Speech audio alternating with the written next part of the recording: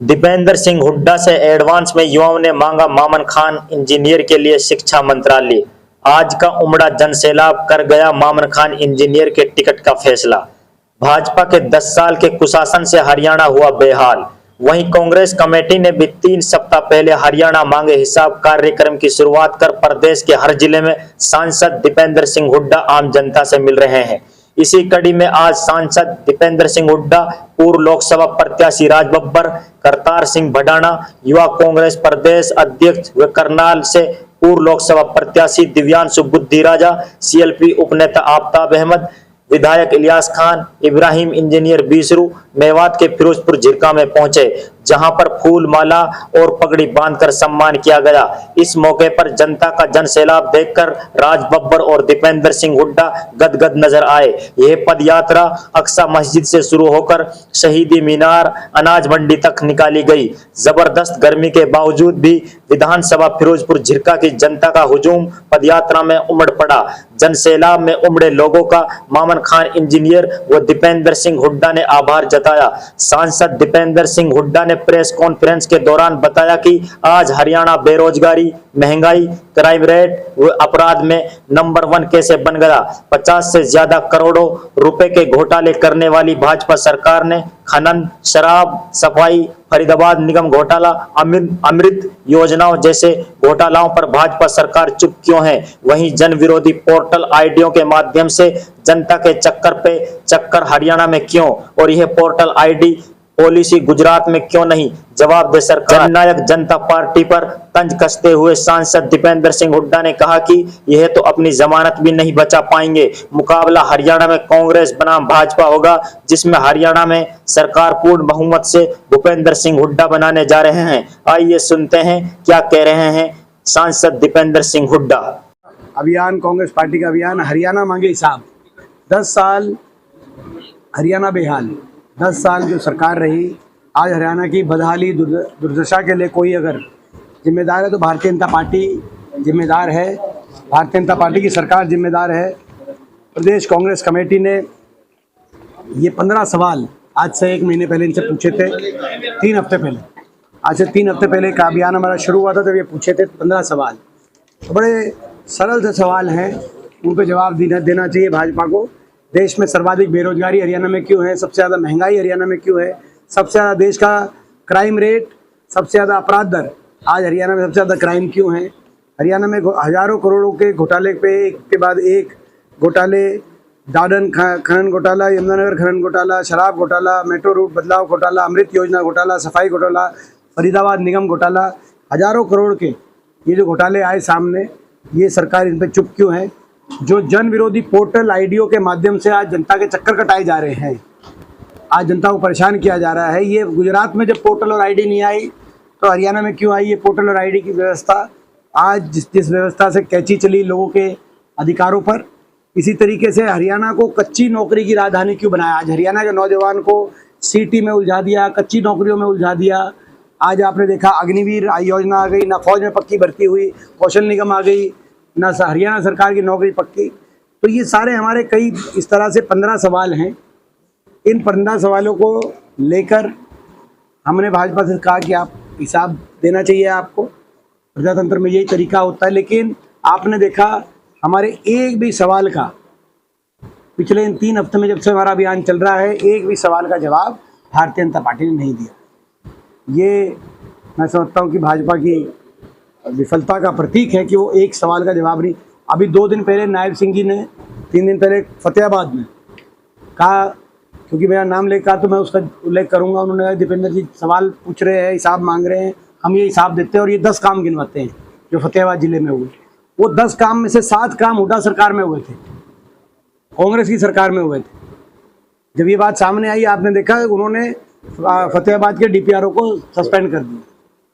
जिस सरकार को यही नहीं पता, जिन सरकार के मुखिया को, कि काम कौन सी सरकार में किए गए हैं, कितनी रुचि होगी उनको विकास कार्य को लेकर, आप अंदाजा लगा सकते हैं।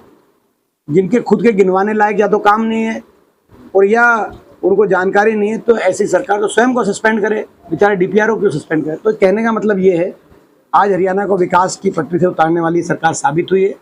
और जनता में रोष है, जनता बदलाव चाहती है, परिवर्तन चाहती है। और हम ये अभियान लेकर, प्रदेश कांग्रेस कमेटी ये अभियान लेकर घर घर तक, पूरे प्रदेश तक पहुँच रही है। बधाई देना चाहते हैं फिरोजपुर जिरका की छत्तीस बिरादरी की के जनता को मैं बहुत बहुत बधाई देता हूँ कि आज एक बहुत ऐतिहासिक प्रोग्राम रहा। और इसके लिए जो हमारे स्थानीय विधायक हैं अमन जी, इनको भी मैं बहुत बहुत बधाई देता हूँ, क्योंकि इतनी अच्छी तरह मैनेजमेंट और जो पूरा जो, क्योंकि इतनी गर्मी में आपने देखा होगा कि आज रिकॉर्ड गर्मी थी, मगर इतनी गर्मी में सारे साथी साथ चले। तो लोगों के जज्बे को भी सलाम, और ममन जी को भी बहुत बहुत बधाई। आफ्ताब जी की तो सरपरस्ती में मेवात का कार्यक्रम हुआ ही है, आफ्ताब जी को तो हम शुभकामनाएं दे ही रहे। मेवात की दो बड़ी मांगे हैं, मेवात यूनिवर्सिटी और NH 248 से खूनी रोड को लेकर काफी वर्षों से मेवात के लोग मांग कर रहे हैं, और आपकी भी सरकार रही है, तो इसको लेकर आप क्या कहेंगे अगर आपकी सरकार बनती है? ये जो मांगे हैं, हमारे तीनों मांगों को पहली कलम से कांग्रेस पार्टी मंजूर करके काम करेगी। दुर्भाग्य है कि आपने देखा होगा, जो हमारे समय आप शिक्षा की यूनिवर्सिटी की बात करी, आपको याद होगा मेवात में तमाम ITI उसी समय बनी, मेवात पॉलिटेक्निक उस समय बना, हमारा मेडिकल कॉलेज उसी समय बना, अस्पताल उसी समय बना। तो एक एक करके जो और स्कूल मेवात के में हमने कितने स्कूल बनाए, आप 250 स्कूल अपग्रेड हुए। और तो ये सारी जो अपना स्कूल जो शिक्षा से जुड़ी हुई जो सारी बातें हैं, और हमने नगीना में रीजनल सेंटर की घोषणा की, और उस समय कि MDU पहले रीजनल सेंटर, फिर आगे जाके उसका स्वरूप यूनिवर्सिटी बनेगा। लेकिन ये अपना सरकार आते ही उसको रद्द करने का काम किया। 10 साल तक एक कोई स्कूल और एक कॉलेज भी मेवात में नया कोई बनवाने का काम, कोई ITI को पॉलिटेक्निक अगर किया हो तो उसका नाम बताएं, बल्कि बंद करने का काम किया गया है। यूनिवर्सिटी भी बनाएंगे। एक और हमारी मैं कहना चाहता हूँ, जो हमारी रेल की लाइन जो आपने कहा, उसके अलावा रेल की लाइन 2013 में हरियाणा सरकार ने लिख के दिया, उद्धव सरकार ने, कि 3 रेल की लाइन थी, वो यमुनानगर सडोरा होते हुए चंडीगढ़ और मेवात होते हुए अलवर तक। ये रेल की लाइन हरियाणा सरकार आधा पैसा देने का सरकार ने कहा, कांग्रेस की पूर्ववर्ती सरकार ने ये रेल की लाइन बिछाई।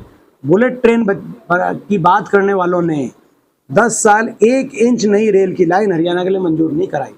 और 2 मंजूर शुदा रेल की लाइन थी, 3, एक हिसार से अग्रवा जो तीसरी, ये 3 मंजूर शुदा रेल की लाइन थी, इन पे भी इनकी फाइलें भी ठंडे बस्ते में। तो ये सारी जो अपनी ये तीनों जो मांगे हैं, अपना चाहे वो सड़क की बात है जो आप कह रहे हैं, NH वाले, अच्छा ये एक इम्पोर्टेंट क्वेश्चन है, ये एक इम्पोर्टेंट, लेकिन मेवात के लोग 10 साल से क्रिकेट एसोसिएशन मांग रहे हैं। ये आज आपने ये प्रश्न किया मुझसे, अभी से जब चल रहे थे, तो जो क्रिकेट एसोसिएशन के हरियाणा के हैं अनिरुद्ध चौधरी जी से मैंने बात करी है, और उन्होंने कहा बेशक आप ये बात कह दें कि एसोसिएशन बनाने की प्रक्रिया मेवात डिस्ट्रिक्ट की अलग पूरी हो चुकी है। एसोसिएशन जो भी उनकी अपनी अंदरूनी कार्रवाई है वो हो चुकी है सारी, और अगले वर्ष से मेवात जिले की अलग क्रिकेट टीम खेलेगी, जिले की क्रिकेट टीम खेलेगी।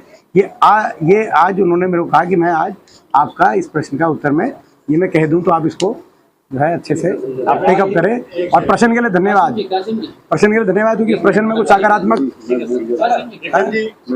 हाँ, ये क्रिकेट वाली जो बात इन्होंने ही करी थी, क्रिकेट वाली, क्या नाम आपका? जफरुद्दीन ने पूछी थी मेरे कहते वाली बात, तो उनसे पूछा तो अनिरुद्ध जी ने कहा कि फॉर्मेलिटी हो गई, और अब आपने फोन कर दिया, तो कहते कि ये आप घोषणा कर दें कि अगले साल से पहले हम मेवात की क्रिकेट टीम का गठन करके, और मेवात की क्रिकेट टीम उतरेगी हरियाणा की अगली जो सीजन होगा उसमें। ये ऐसा है कि उनका मैंने पहले कह दिया था लोकसभा से पहले कि इस पार्टी किसी भी सीट पर जमानत नहीं बचेगी, क्योंकि जो अपने मतदाता के साथ विश्वासघात करके जिस पार्टी ने भाजपा की सरकार बनवाई हो, और हर कदम पर हरियाणा प्रदेश के लोगों के साथ विश्वासघात करने का उनकी कार्यशैली रही हो, आपने देखा होगा।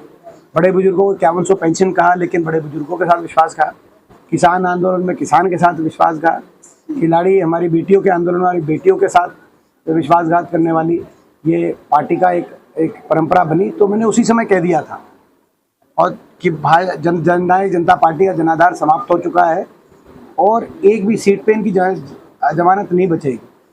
वही हुआ, और आज भी मैं बता रहा हूँ आपको, हरियाणा में 2 ही मुकाबले हैं, तीसरा मुकाबला नहीं है हरियाणा में। पहला मुकाबला है कांग्रेस और भाजपा का, जिसमें कांग्रेस पार्टी प्रचंड बहुमत सरकार बनाने जा रही है, और दूसरा मुकाबला है नोटा का और जननायक जनता पार्टी और INLD का। इनकी नोटा से कम वोट आई है, तो दूसरा मुकाबला नोटा और इनका रहेगा, दिलचस्प मुकाबला रहेगा ये। तो ये एक जो है मैं समझता हूँ कि उसके ज़्यादा हरियाणा में मैं कुछ नहीं कहना चाहता इस पार्टी के बारे में। गोपाल कांडा और भारतीय जनता पार्टी का गठबंधन हो गया है, उससे उनके ही कुछ विधायक नाराज बताए जा रहे हैं। क्या आपके संपर्क में है और इसके बंधन को आप कैसे देखते हैं? देखिए, कांग्रेस पार्टी के संपर्क में सभी हैं, बहुत इसमें तो कोई, क्योंकि हरियाणा छोटा प्रदेश है, बड़ा प्रदेश नहीं है हरियाणा।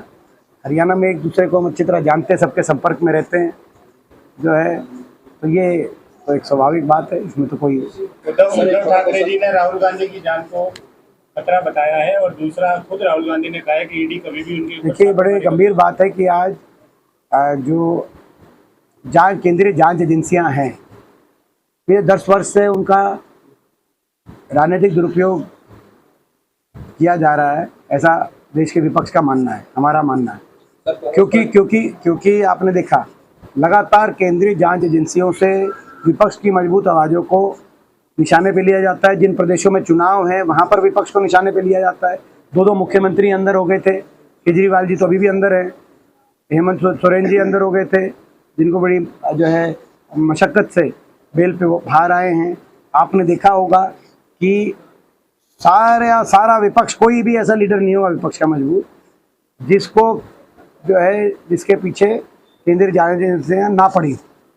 और एक भी कोई भाजपा का किसी लीडर के ऊपर कभी कोई मुकदमा होता नहीं। कोई बीजेपी ज्वाइन कर लेता है तो उसके मुकदमे ठंडे बस्ते में चले जाते हैं। तो स्पष्ट रूप से ये देश के सामने ये सब बात हो रही है, लोकतंत्र के लिए अच्छी बातें नहीं है। हरियाणा में भी हम देख रहे हैं 3 हमारे विधायकों पर, कांग्रेस पार्टी के विधायकों पर इस तरह की कार्रवाई की जा रही है, और तो ये अच्छी बात नहीं है और ये लोकतंत्र के लिए अच्छी बात नहीं है। तो मैं बताना चाहता हूँ कि विपक्ष की आवाज़ कभी दबाई नहीं जा सकती देश में, ये प्रजातंत्र का नियम है, और कांग्रेस पार्टी की आवाज़ तो कतई नहीं दबाई जा सकती। हमारा एक इतिहास रहा है, हम लोग के हितों के लिए लड़ते ही रहेंगे। और इस तरह की भाजपा की B और C टीम के रूप में केंद्रीय जांच एजेंसियां आएंगी तो लोग उसका भी जवाब वोट की चोट से देंगे। संगठन को लेकर क्या रणनीति है? हमारा मजबूत संगठन है, ये रणनीति, हमारा संगठन मजबूत है। हमने दिखा दिया लोकसभा चुनाव में, भाजपा से ज़्यादा मत प्रतिशत आया, भाजपा से ज़्यादा विधानसभा सेगमेंट्स में हमारी लीड आई।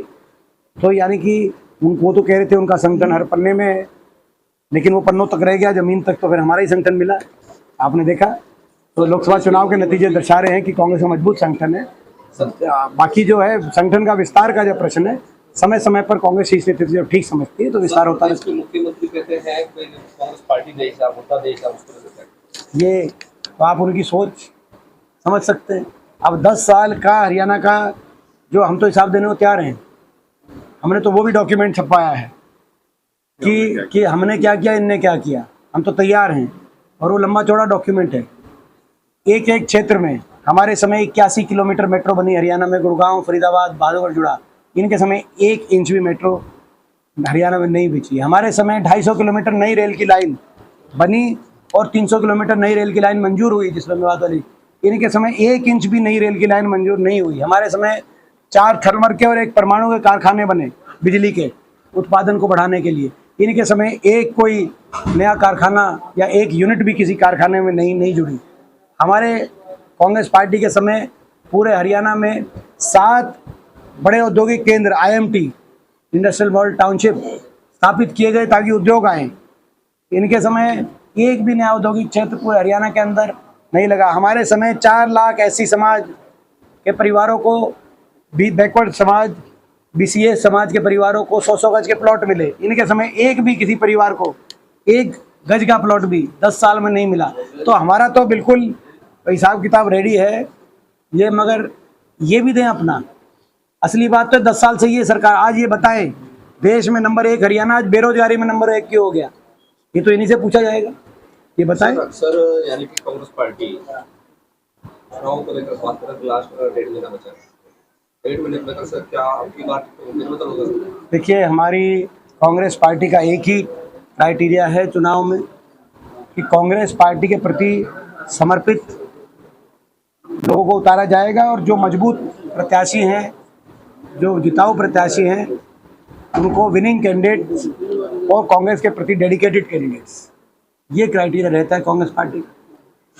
सर, मेवात इलाके से लगती हमारी चौथी पांचवी विधानसभा थी, कल वहाँ पे पूर्व मुख्यमंत्री भूपेंद्र सिंह हुड्डा हर्ष कुमार को ज्वाइन करा रहे हैं, कहीं ऐसा तो नहीं अल्पसंख्यक सीट को काट के किसी अन्य वर्ग में दिया जाए? ये जो है मैं समझता हूँ कि ये जो है पूरे प्रदेश में जो आपकी कांग्रेस पार्टी सबको साथ लेके चलती है, सबको पता है कांग्रेस पार्टी सबको साथ लेके चलती है। ये कांग्रेस पार्टी का इतिहास बताने की हमें आवश्यकता नहीं।